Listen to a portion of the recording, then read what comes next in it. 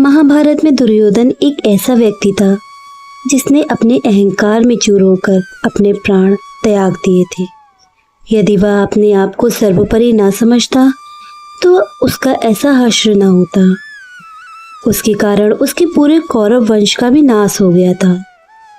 लेकिन आप सभी क्या जानते हैं कि दुर्योधन की मृत्यु के बाद उसकी धर्मपत्नी भानुमति का क्या हुआ था?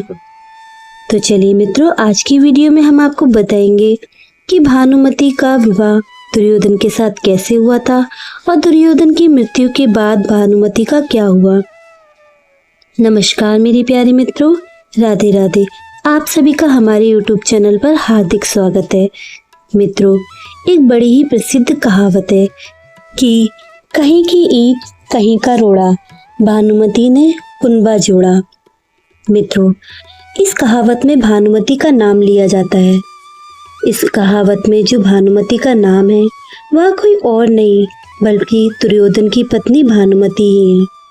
महाभारत ग्रंथ में बहुत सी वीर कन्याओं जैसे कुंती, द्रौपदी, गांधारी समेत कई पात्रों का जिक्र किया जाता है, लेकिन इनमें दुर्योधन की पत्नी भानुमति के बारे में काफी कम जिक्र पाया जाता। लेकिन ऐसा नहीं है कि दुर्योधन की पत्नी भानुमति का जीवन एक सामान्य स्त्री की तरह नहीं बीता था। भानुमति का महाभारत के अलावा स्वयं का एक अलग इतिहास है। दोस्तों, भानुमति कलिंग के राजा चित्रांगद की बेटी थी। पृथ्वीलोक पर द्रौपदी के बाद जो सबसे सुंदर स्त्री थी वह भानुमति ही थी। वह सुंदर होने के साथ साथ सुशील और चतुर भी थी। मित्रों, भानुमति के जवान होने के बाद उनके पिता ने उनका स्वयंवर रचाने की योजना बनाई थी। बता दे, भानुमति कुंती पुत्र अर्जुन से विवाह करना चाहती थी।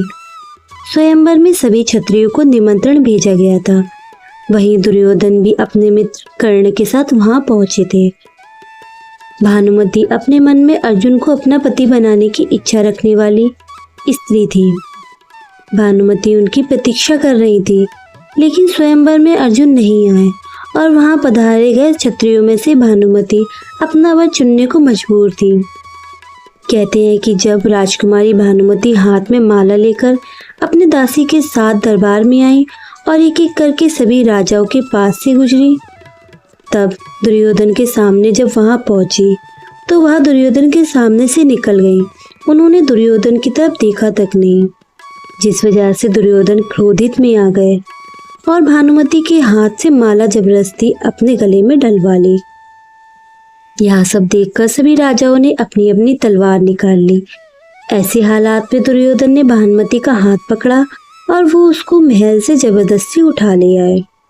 भानुमति किसी भी सूरत में उस अहंकारी दुर्योधन से विवाह नहीं करना चाहती थी, लेकिन उसके अपहरण में दुर्योधन के मित्र ने भी उनकी मदद की, जो कि कर्ण थे। इधर राजा चित्रांगद अपनी बेइज्जती के कारण दुर्योधन से बेहद नाराज हो गए थे। दुर्योधन कुछ समय बाद ही अपने साथ भानुमति को हस्तिनापुर ले आए। उसके बाद दुर्योधन ने कहा कि भीष्म पितामह भी अपने भाइयों के लिए अंबा, अंबिका, अंबालिका का हरण करके लाए थे। यह सब सुनने के बाद भानुमति मजबूर हो गई दुर्योधन को अपना पति स्वीकारने के लिए। समय बीतता गया। दुर्योधन और भानुमति के 2 जुड़वा बच्चे हुए, जिसमें एक पुत्र था और एक पुत्री। भानुमति के पुत्र का नाम लक्ष्मण था, जबकि पुत्री का नाम लक्ष्मणा। अपनी माता की तरह लक्ष्मणा भी काफी सुंदर और चतुर बालिका थी। बचपन से ही वे एक वीरांगना की भांति अपना जीवन व्यतीत करती आ रही थी।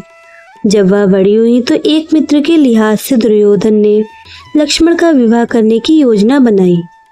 लक्ष्मणा भी उससे विवाह करना चाहती थी, लेकिन कुरुवंश की गरिमा बनाए रखने के लिए दुर्योधन ने अपनी पुत्री के लिए एक स्वयंवर का आयोजन किया, जिसमें पहले की तरह तय किया गया कि योजना के मुताबिक दुर्योधन ने सभी क्षत्रियों को आमंत्रित किया।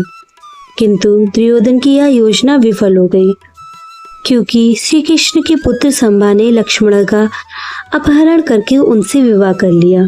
जिस तरह से दुर्योधन ने भानुमति का अपहरण करके उनसे विवाह किया, उसी तरह ही श्री कृष्ण के पुत्र ने भी किया। जिसके बाद क्रोध में आकर दुर्योधन ने सांब को कारागार में डाल दिया।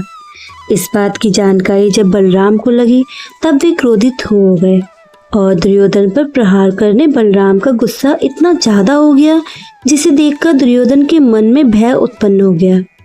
तभी दुर्योधन अपनी पत्नी भानुमति के पास गए, क्योंकि इस गंभीर परेशानी से केवल वही दुर्योधन को बचा सकती थी।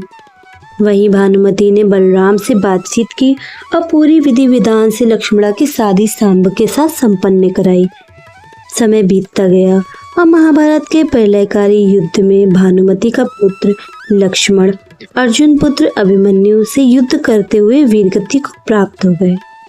युद्ध के अंत में दुर्योधन भीम के हाथों मारा गया। जब युद्ध खत्म हुआ, सब कुछ धीरे धीरे सामान्य रूप में आने लगा। मित्रों, तब भानुमति ने कुछ ऐसा किया कि इतिहास बन गया। दरअसल युद्ध की समाप्ति के कुछ समय बाद भानुमति ने अर्जुन से पुनर्विवाह करने की इच्छा जाहिर की। उस समय ऐसा नियम था कि विवाह करने से दो पक्षों के बीच की लड़ाइयाँ समाप्त हो जाती थी। भानुमति ने यह फैसला इसलिए सुनाया क्योंकि वे सदा सदा के लिए कौरवों और पांडवों की लड़ाई का अंत करना चाहती थी, जो भयंकर प्रलय लेकर आया था। इसके इस फैसले से पूरा परिवार एक बार फिर साथ हो गया। इसके बाद अर्जुन ने भी भानुमति का यह प्रस्ताव स्वीकार किया और उसे अपनी 8वीं पत्नी के रूप में अपना लिया। कौरवों और पांडवों के बीच की यह अद्भुत लड़ाई से भानुमति ने ही दूर की थी। इसलिए तभी से भानुमति का यह कहावत बैठ गई है कि कहीं की ईंट कहीं का रोड़ा, भानुमति ने कुंभा जोड़ा। इसके साथ ही हम आपको बता दें कि भानुमति महाभारत की उन महिलाओं में से हैं जो अपने अंदर कई रहस्य समेट कर रखी रहती थी। उन चमत्कारी महिलाओं में दुर्योधन की पत्नी भानुमति का नाम भी आता है, क्योंकि यह युद्ध कला शतरंज कुश्ती में पारंगत था। ऐसा कहा जाता है कि एक दिन कुश्ती में उसने दुर्योधन को भी पटकी दे दी थी।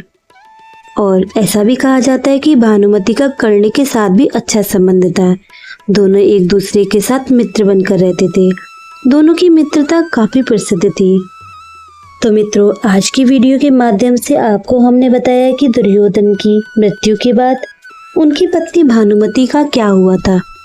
मित्रों, अगर आप सभी को पहले से पता था कि भानुमति का क्या हुआ था तो कृपया करके हमें कमेंट बॉक्स में ज़रूर बताएं। दोस्तों, इस वीडियो को अंत तक देखने के लिए धन्यवाद। मित्रों, अगर आप सभी हमारे चैनल पर पहली बार आए हैं तो कृपया करके हमारे चैनल को सब्सक्राइब करके बेल आइकन बटन को ज़रूर दबाएं, ताकि हमारी आने वाली सारी हर एक वीडियो आप सब तक सबसे पहले पहुँचे। चलिए मित्रों, अब हम मिलते हैं अगली वीडियो में। अपना ध्यान रखिएगा। राधा रानी आप सभी पर अपनी कृपा दृष्टि और आशीर्वाद बनाकर रखे। राधे राधे।